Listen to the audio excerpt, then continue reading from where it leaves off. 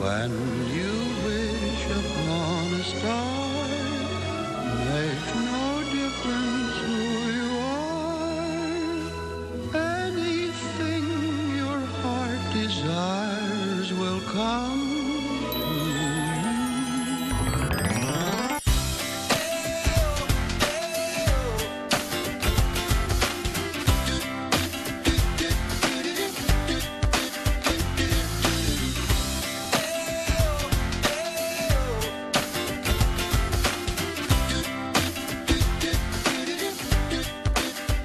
From Walt Disney World in beautiful Orlando, Florida, welcome to Windy City Live and our first ever show shot entirely on location. Speaking of first, this is the first time you two have ever been to Walt Disney World. Yes. Well, Ryan, you've been to Disneyland in California, but this is my first time at any Disney theme park, and I have to tell you, it is magical because it really takes you back to your childhood. Yeah. Well, one thing that you cannot underestimate is the landscape and the size and how massive this place is.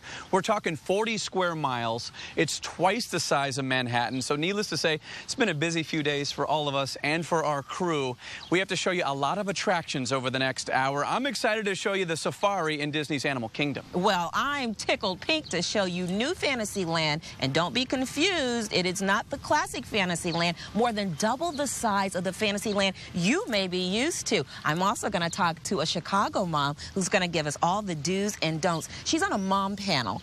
40 moms across the world are chosen to talk about everything Walt Disney World, and she knows it all. And of course, we are pre-taped, but I'll be with you live online answering all of your questions. So just tweet us at Windy City Live and find us on Facebook.com/Windy City Live. All right, and Val, let's not forget about those resorts. Oh, that's the beautiful thing about Walt Disney Resorts. There's something for everyone's budget. They have the value resorts, the moderate resorts, and the deluxe resorts, which I should say, Ryan Cheverini checked out all the deluxe resorts while I did the value and moderate resorts. Hey, can you blame me? I think between the two of us, boy, we saw a lot of them, didn't we? We did, and there was a value resort, actually one of the newest resorts here. It's only a year old that I absolutely love, and you're going to see that too. Walt Disney knows how to do it right. Yeah, and you know what? Walt Disney really dreamed big, and Walt Disney World is really as big as they come. So it's time for a little tour. Take a look. Walt Disney World Resort, often called the place where dreams come true, is a quick 2-hour flight from Chicago down to Orlando, Florida. With 4 theme parks and 2 water parks, it's incredible to grasp just how massive this place is. It's roughly the size of San Francisco. It takes more than 66,000 workers, or cast members as they're called, to keep these theme parks running year-round. The most iconic is Magic Kingdom. Opened in 1971, it features Cinderella Castle. The Magic Kingdom is divided into theme lands: Main Street USA, Adventureland, Frontierland, Liberty Square, Tomorrowland, and New Fantasyland, which recently underwent the biggest expansion in Magic Kingdom history. I have more on that coming up. Then there's Epcot. Opened in 1982, it's twice as big as Magic Kingdom and features Future World, focusing on discovery and scientific achievements, and World Showcase, representing 11 nations, each with its own landmarks and food. It's so real, you'll think you've landed in another country. Disney's Hollywood Studios opened in 1989 and is a working film, radio, and TV studio. It's also a theme park with movie-themed rides and shows like the American Idol Experience, Toy Story Mania, and, of course, Tower of Terror. And then there's my favorite, Disney's Animal Kingdom. Celebrating its 15th year, it features live animals, incredible rides, and fun shows. Plus a real-life African safari. And, of course, the centerpiece, at 14 stories tall, the Tree of Life. I'll show you more of Animal Kingdom a little later. And don't forget the water parks. Typhoon Lagoon features a wave pool. And Blizzard Beach has some of the best water slides around. At Walt Disney World, there's something for just about everyone in your family. Well, that barely scratches the surface. Over the next hour, you're going to get a chance to see our tour as we stroll the various theme parks. Now, of course, Walt Disney created Mickey Mouse, and he's the genius behind this place and what has evolved into Disney World. But there's something that you might not know about Walt. A lot of people don't know that Walt Disney had very special ties to Chicago. And I sat down with Disney historian Jim Korkis, the author of the book, The Vault of Walt. Hi, Jim. Thanks so much for joining me. Oh, thank you, G, for having me.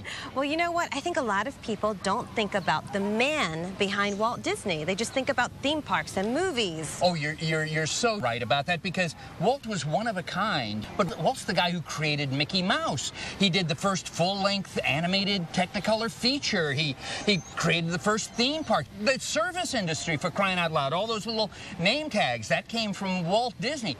And who would have expected that all of this would have come from a Chicago boy who never even graduated high school? That's right. He has some really cool ties to Chicago, and he was born there. Yes, he was. He was born on December 5th, 1901, on Tripp Avenue in a house that his mom designed, but his dad built. I have to ask you, too, he also learned to draw in Chicago. Oh, absolutely, absolutely, because he was always interested in cartooning, but he never had any formal training. So when the Disney family came back to Chicago in 1917, he went to McKinley High School. He was the artist for the school newspaper, but he took night classes 3 nights a week at the Chicago Academy of Fine Arts. So he learned anatomy and pen technique and cartooning. That is so incredible. So did all of these Chicago influences find their way into the actual Disney World? Oh, yes, yes. I know that this is your first trip out here to Walt Disney World, but if you're feeling homesick for Chicago, you know, right behind us is Main Street, USA. And if you go to Center Street, up on the second floor, there's a window for Elias Disney, that's Walt's dad, as a contractor. He was a Chicago contractor because the Disney family came out to Chicago in 1890 so that Elias could work on the Columbian Exposition of 1893. That's the Chicago World's Fair. And boy, he just loved building the White City. He was paid $1 a day as a carpenter, and he would tell Walt all of these stories about that.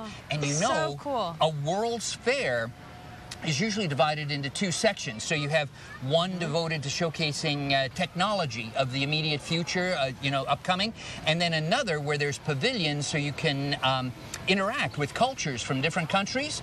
And so, I see the light coming on. Right? Yes, that's the core of Walt's concept of Epcot and the Epcot that we have out here.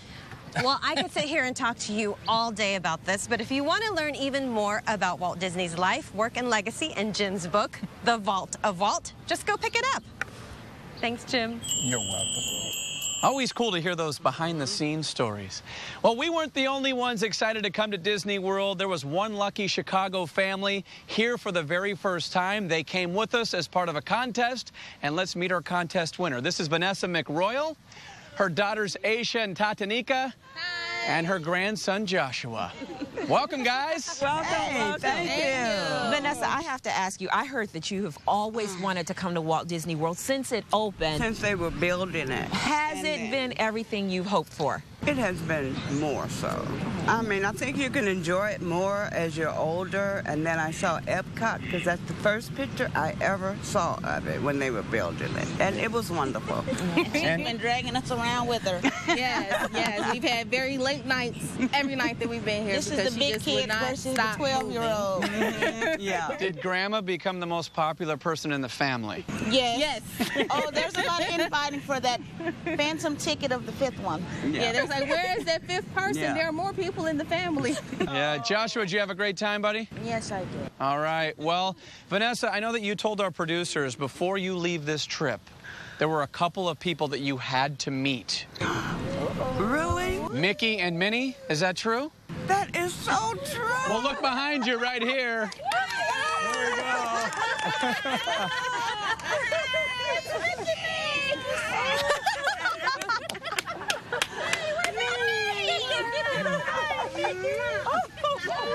Mickey is giving all kind of sugar away. Yes. Oh, thank you. Well, hello, Mickey. Don't forget about me. Oh, special. Are you in heaven or what right now? I'm in heaven. This is great. Oh, well, listen. Well, while she takes this in, G, I hear you have some questions from our viewers. Yes, Val, we sure do. Before we left, we asked viewers to send in their questions about Walt Disney World, and here's the first one. Betty from Ottawa wants to know, there's a room in the Cinderella Castle you can stay in. How do you get the opportunity to stay in it? Great question, Betty. In 2008, Disney Imagineers added a fourth-floor castle suite with centuries-old charm and modern amenities fit for a queen or a princess. But you can't reserve it. You basically have to win a chance to sleep there. So do keep your eyes out for special promotions and events that might allow you to experience this once-in-a-lifetime accommodation. All right, thanks, G. And a big thank you to Mickey and Minnie, and congratulations again to our Chicago family. Thank you. We're going to have more Windy City Live from Walt Disney World when we come back.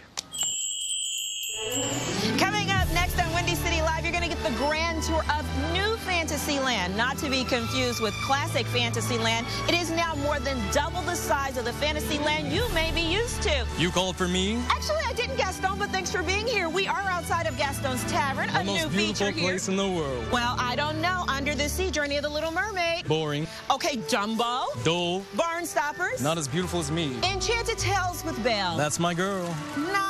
I believe that's Beast Girl. She's just pet sitting. More Windy City Live coming up right after this.